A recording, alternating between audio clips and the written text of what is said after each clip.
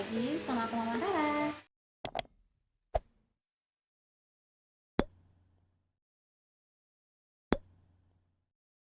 Oke, di video kali ini aku bakalan ngebahas 6 hal yang harus dihindari saat mengejan. Nah, jadi kebanyakan ibu hamil itu pasti pengen ya kalau misalkan melahirkan normal. Nah, karena kalau persalinan normal itu kan biayanya juga murah, penyembuhannya juga cepat gitu kan dibandingkan dengan yang persalinan sesar. Jadi kita juga itu perlu ya rajin sesekali atau USG gitu. Jadi untuk melihat perkembangan janin kita.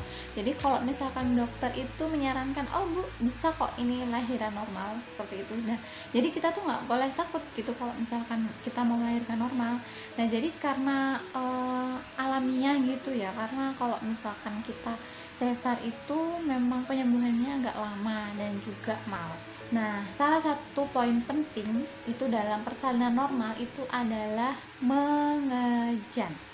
Nah, kenapa aku mau bahas ini? Karena pada pembahasan ini itu banyak banget ibu yang terutama tuh ibu baru ya, ibu muda itu salah dalam hal ini karena banyak yang mengejan itu asal-asalan. Nah, jadi kali ini aku bakalan ngebahas 6 hal yang perlu dihindari ibu untuk mengejan yang salah. Jadi poin-poin yang nggak boleh kita lakukan gitu ya, karena bisa membahayakan diri kita sendiri, ya merugikan kita sendiri. Yang pertama yang perlu kita hindari saat proses mengejan adalah berteriak terlalu keras. Oke, emang nggak boleh ya kalau terlalu teriak keras-keras kayak gitu? Ya, bener nggak boleh. Tahu sih memang rasanya melahirkan itu nikmat, masya Allah. Memang rasanya tuh nggak ada duanya gitu ya. Memang sakit, iya memang sakit gitu. Aku pun ngalamin. Jadi walaupun memang sakit tapi perlu kita kontrol, nggak perlu kita teriak-teriak. Itu juga merugikan kita sendiri. Dari pita suara kita jadi sakit, terus kemudian membuat kita proses mengejannya itu tuh nggak nikmat gitu loh. Jadi nggak bisa konsen, jadi nanti itu malah bisa stres kitanya. Terus kemudian nah kalau kita stres itu jadi pembukaan itu juga semakin lama dan semakin tambah sakit gitu. Jadi hormon stresor kita malah meningkat. Nah jadi lebih baik itu kalau misalkan emang pengen mengutarakan rasa sakitnya itu, janganlah berteriak-teriak seperti itu. Jadi perlu kita merintih saja ataupun sekedar seperlunya aja gitu. Nggak perlulah kita berteriak-teriak gitu ya, karena itu merugikan kita sendiri. Yang kedua itu adalah tidak boleh memejamkan mata. Apalagi kalau misalkan ngejen tuh gitu ya, itu nggak boleh. Karena mengejan plus menutup mata itu justru malah kita itu membuat tekanan di pembuluh darah mata kita. Nah takutnya nanti itu jadi pecah gitu. Nah takutnya kan malah terjadi komplikasi lainnya gitu ya. Nah makanya perlu kita sadari bahwa mengejan yang baik itu adalah mata itu terbuka. Nah kemudian dagu ini dipepetkan ke sini, ke apa namanya, ke dada ya, seperti ini, mengarahkan ke dada. Nah kemudian pandangan mata kita itu perut, itu mengejan yang bagus, jadi matanya tetap terbuka. Nah kemudian yang ketiga itu adalah mengejan tanpa aba-aba. Jadi itu yang nggak boleh ya. Jadi itu yang ketiga yang tidak disarankan. Kalau misalkan kita itu terlalu terburu-buru, misalkan gini, aduh Bu bidan gitu, perutku tuh udah sakit gitu, udah pengen lahiran, kayaknya tuh rasanya tuh udah kayak pengen BAB gitu. Nah kita nggak boleh sembrono gitu ya. Jadi sebelum bidan itu bilang, oh ini pembukaannya lengkap Bu, silahkan mengejan, seperti itu. Kalau belum ada instruksi dari bidan seperti itu, lebih baik jangan sampai kita mengejan sebelum waktunya. Karena apa? Karena jika kita terlalu banyak mengejan di awal, itu selain tenaga kita habis duluan, nah itu juga bisa terjadi pembengkakan atau odem di bagian kemaluan kita.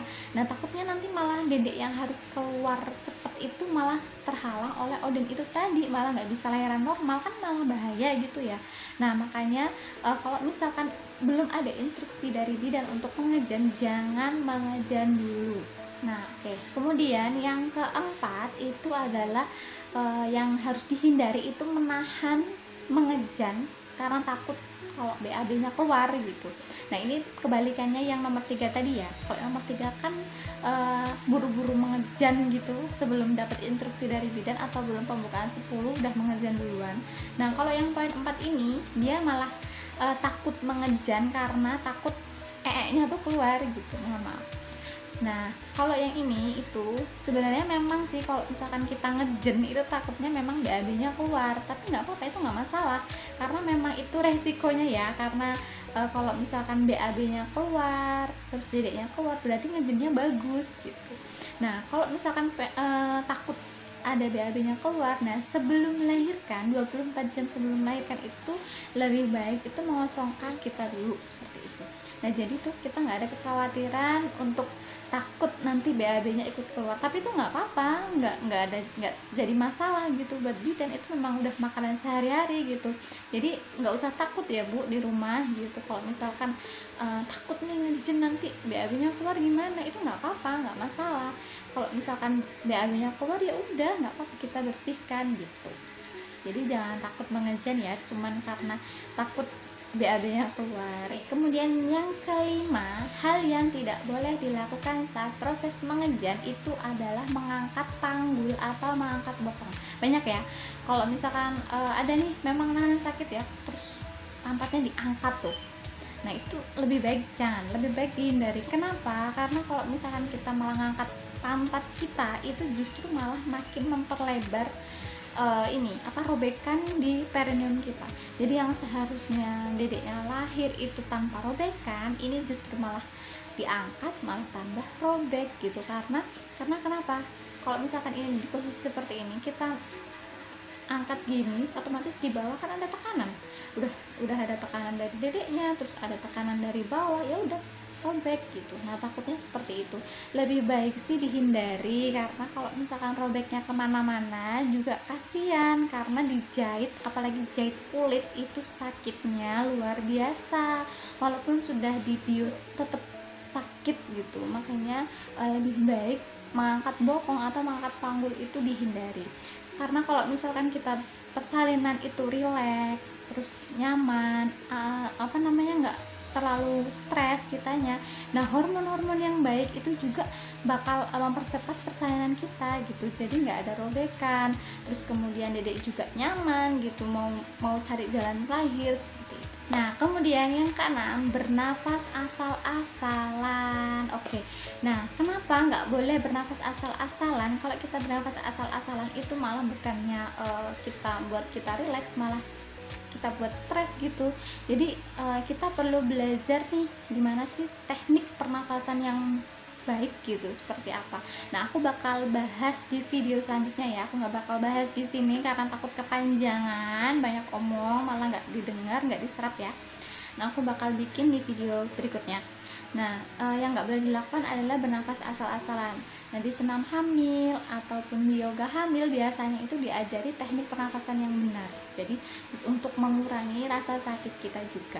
Aku bakal bahas di video selanjutnya tentunya. Oke, cukup sekian video dari saya. Semoga bermanfaat dan bisa dipahami ibu-ibu di luar sana yang ingin mempersiapkan untuk proses persalinan normalnya.